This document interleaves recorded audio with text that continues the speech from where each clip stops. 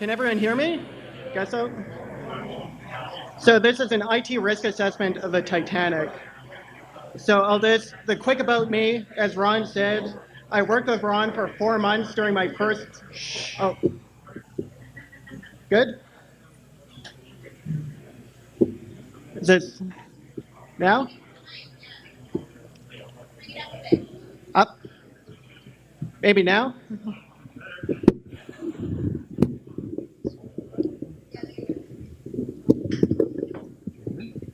Okay, maybe this will work. So I started in security with Ron way back at the Government of Manitoba, and that was my first co-op work term. Since then, I spent 3 years working at MTS doing technical security work, and currently I'm working at Great West Life as a penetration tester.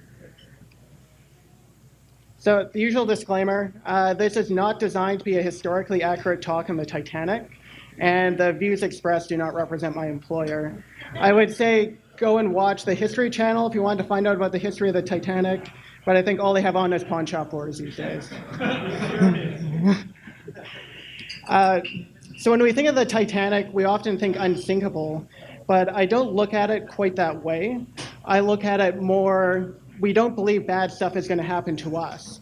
Just like companies can go buy their next APT magic box and believe they are impervious to breaches, you can build a ship and have the belief that it's not going to sink.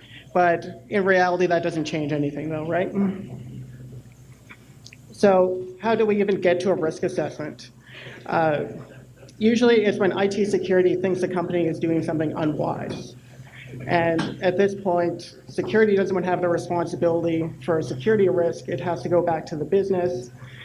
In less mature organizations, IT security will argue over email with some other people. And we all know how Outlook search works. After a few months, you'll never be able to find those emails again. So to back up a bit, how do we even get to a risk assessment? And what the heck do most security analysts and companies even do? So in terms of your typical separation of duties, if you have like a medium-sized organization, you're going to have people that are responsible for operations, basically like the day-to-day disasters that are going on, and you'll also have people assigned to like project work. So they might be like compliance stuff, working with auditors, they'll be assigned to a project, and their main job is to give security requirements. So for Project Titanic, a security analyst will meet really early with a project. They'll say, hey, it would be nice if we have like lifeboats for everyone. At this stage, optimism runs high. The project isn't up against any time constraints. They're not up against any budget constraints. So everything is taken really positively, right? They're like, yeah, we'd really like to implement all of those things. So, sorry. Oh. All right. How's this? Yeah, sorry.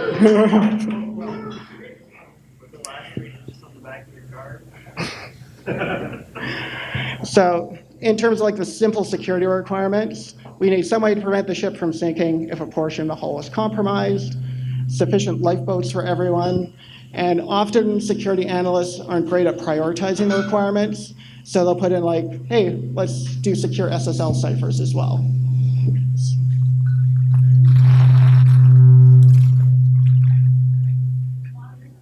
Okay.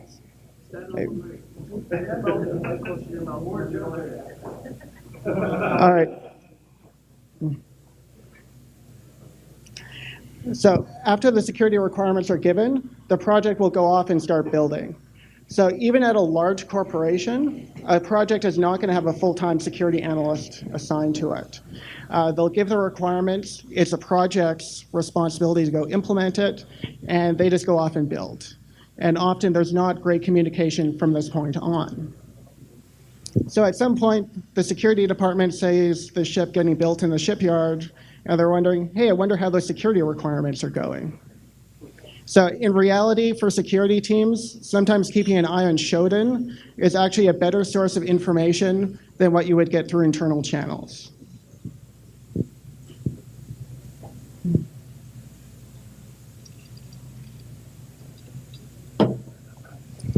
So the problem now is the project is up against time and budget constraints. A lot of big projects They're very high profile within the organization. They have big budgets, but they also have very tight timelines. So they typically want to do security properly, but they just don't have the time and resources in order to do it. So while it would be nice to have lifeboats for everyone, at this stage we would have to go back and alter our design. And that's going to cost us a year, and we just can't afford that. And I mean, the likelihood of more than 4 compartments getting compromised, causing the ship to sink, is so remote, we're not even going to look at that. So at this point, there's a standoff. Security holds that the security requirements really aren't sufficient, and the business wants to make money. A ship in dry dock is not very profitable. So we get to the whole problem is, who is the business, right? So anyone who has worked in IT knows IT needs to be more responsive to the business. But the problem is, who the heck is a business? So as an aside, at Jim's garage, there's one person, Jim, he fixes cars, and there's one IT person. When Jim fixes cars, the business makes money. He is obviously the business in this case, and the IT person, if he wants to spend money or fix stuff, has to go through Jim. That's pretty simple. But what about at a megacorp with 12 lines of business, spread across 5 continents?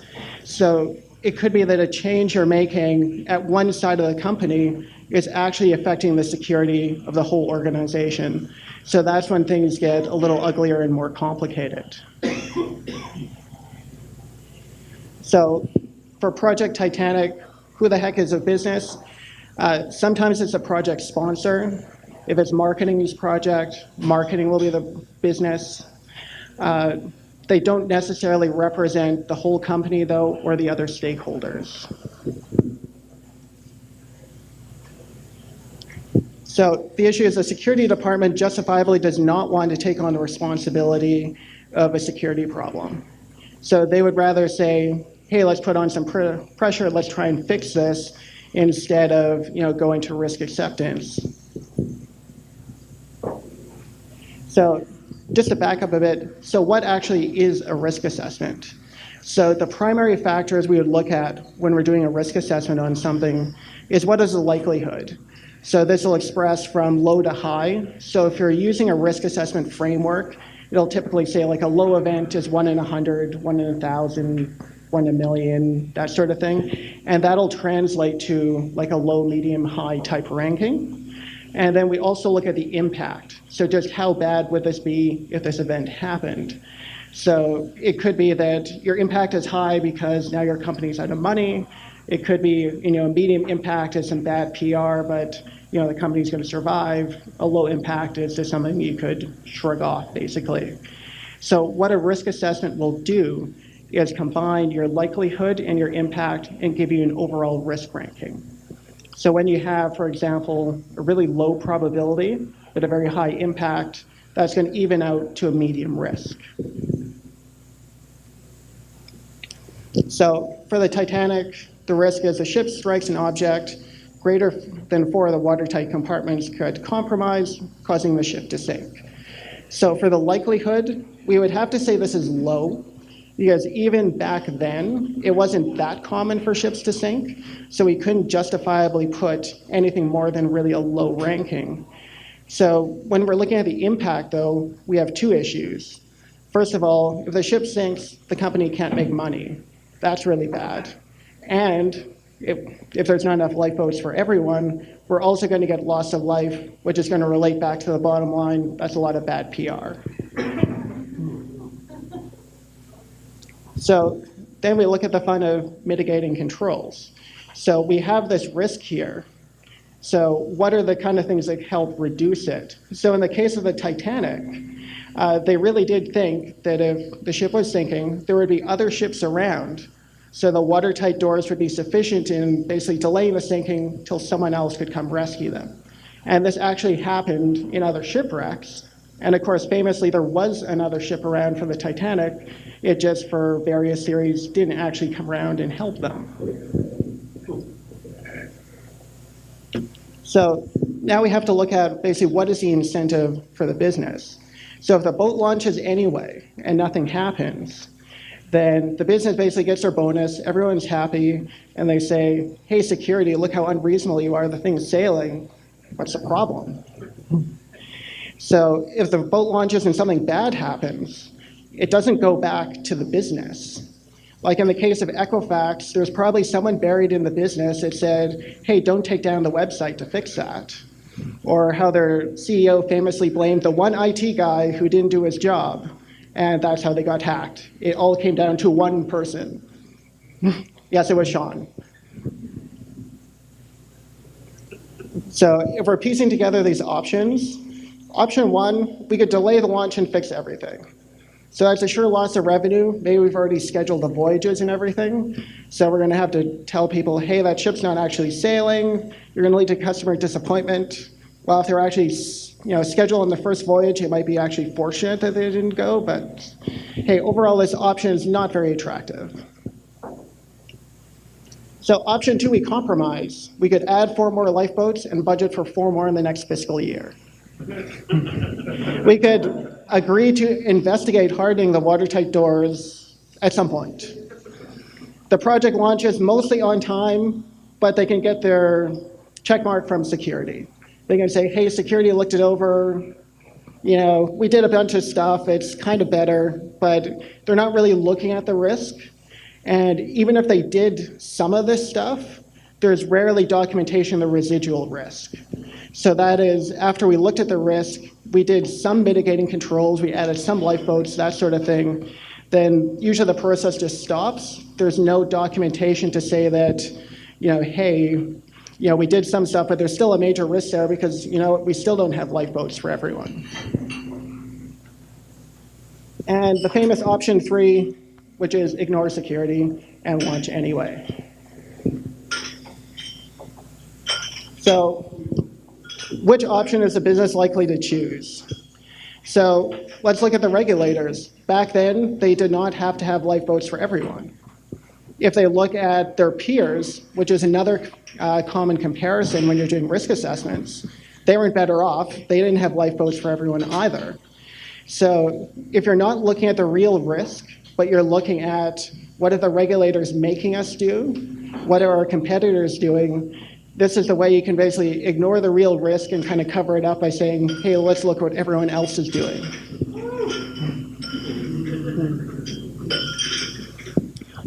So in an organization focused on security check marks, being in compliance is just going to be good enough.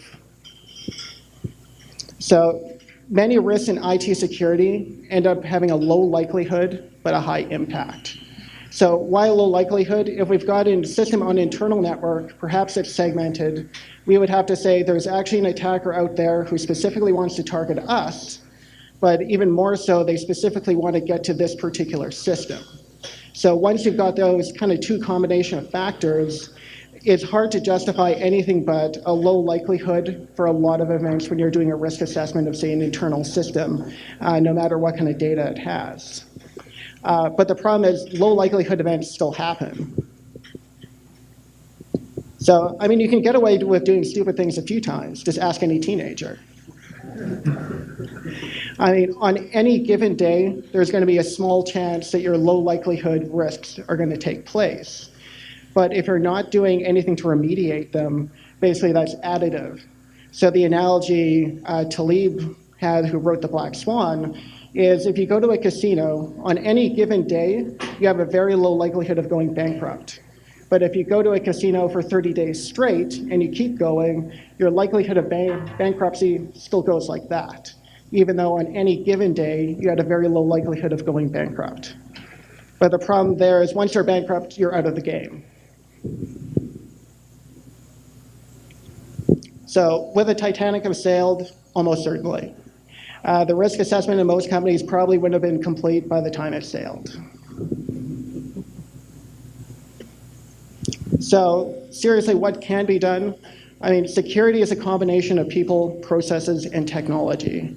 So risk assessments are seen as pretty boring for the technical people, but all of my technical findings still have to go to a risk assessment because the business is legitimately asking, hey, you identified this in a penetration test, but what's the chance it's actually going to happen? Do we really need to spend the money to fix this, or can we just kind of say, eh? So the easiest thing is for organizations to define basically their risk tolerance and their red lines. So they could say that personal health data is our most valuable data, so we have a very low risk tolerance for anything that could expose that data because it would, say, violate our customers' trust, and it's going to be really hard to stay in business.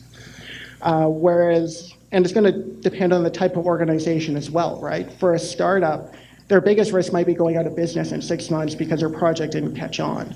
So they're going to be willing, to accept more security risk than, say, a financial institution that's been around for 100 years and still wants to be in business in another 100 years.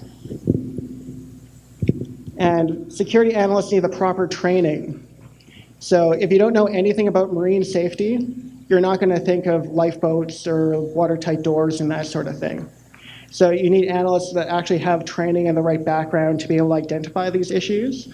Because especially in like a medium-sized corporation, there might only be like 5 people in security. And if they don't have the right training to basically back them up when they're dealing with other, larger, better resource departments, they're going to fold pretty early in this process, and it might not even get to a risk assessment. So what can be done specifically for the business and IT? Building security from the ground up. I really like the idea of security champions, where you have someone who's 90% is doing something else, 10% is security. And that makes them a good interface to the security department. They can answer a lot of the questions of their coworkers. If they're not sure about something, they can still go back to the actual security department for clarification, that sort of thing. And a lot of it comes down to application lifecycle. When we're doing risk assessments, a lot of it comes back to legacy servers. You have Windows 2003 in your environment, Windows 2000, NT4, whatever. If you consider the application lifecycle properly, you'll be able to reinvest and get rid of these systems, and that's going to eliminate a lot of your risks there. And again, if you know what's valuable, if you have your assets classified and you know this system has personal health data, and what we define as an organization is we tolerate a very low risk for that kind of data, it makes this whole process much easier. So, and for the business, they actually have to define what risk acceptance means. So if I'm VP of marketing or sales or whatever, and I sign and accept a risk, what does that actually mean? Does it mean I lose my job? Does it mean they're going to dock my pay for the entire cost of the breach? Oftentimes, this is completely undefined. So you'll have some people who will sign off on anything where you put the sign off, like the sign here sticker, and other people who are very cautious with what they're basically willing to assign. So, but if you hire basically a good security team that's well-rounded both technically and more on the risk side, you're going to get good advice from them, but you have to trust them. So for larger corporations, do an external assessment, like an external pen test or red team, and see if the stuff you're actually internally documenting as your risks is actually matched up when you have an external assessment done. So if the threats you identified in your systems don't come out at all, but they found 5 new ones, then there's a gap in your process. Bring the mic closer to your face. Okay. Harold, point it at the sky right now. Point at your face. How's that? Yeah? Sorry. Okay. So be realistic about risk. For security people, sometimes we're way too concerned with really small risks, like are we using TLS 1.0 instead of 1.2 on our internal network or something like that, when it's really not that big a deal when we're considering the full scope of issues within the enterprise. So companies always have very limited resources in what they can do for security, so it has to be properly prioritized so the company is basically getting the best bang for their buck. So for security specifically, they really need to develop contacts with as many other people around the company, because it's a lot better way to get information informally via side channels. Often by the time we're getting official notification of something, it's already too late to do something about it. So the better contacts you have as a security person across the company, the better, basically. And also consider the systematic risk. If your application is authenticating against Active Directory, for example, and you know there's huge problems with your Active Directory environment, you have to consider that in your risk assessment. Sometimes they'll want to kind of shuffle that off and say, no, we only want to look at that system, but really you have to consider all the things that could affect the security of it. And I mean, ultimately, risk assessments are just educated guesses.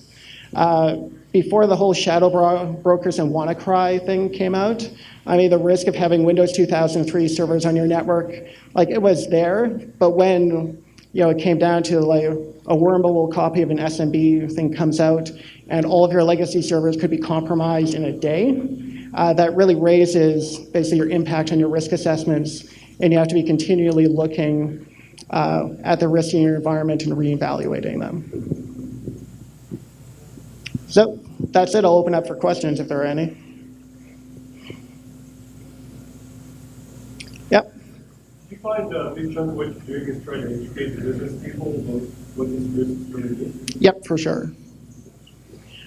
So often when we're trying to educate, it goes back to the data is our primary thing we're going to be looking at and say, what is the impact of this data leaking?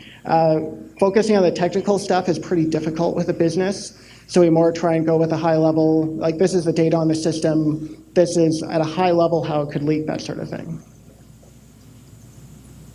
Yep. So what you're saying is that the Titanic probably would have sunk anyways and we would have had a risk assessment about it, right? Correct. All right. Or if you do it properly, there might have been enough lifeboats for everyone, so it would have been somewhat less of a disaster. Right, especially if they had built it into the process at the beginning. Yes, that does help. Okay, cool.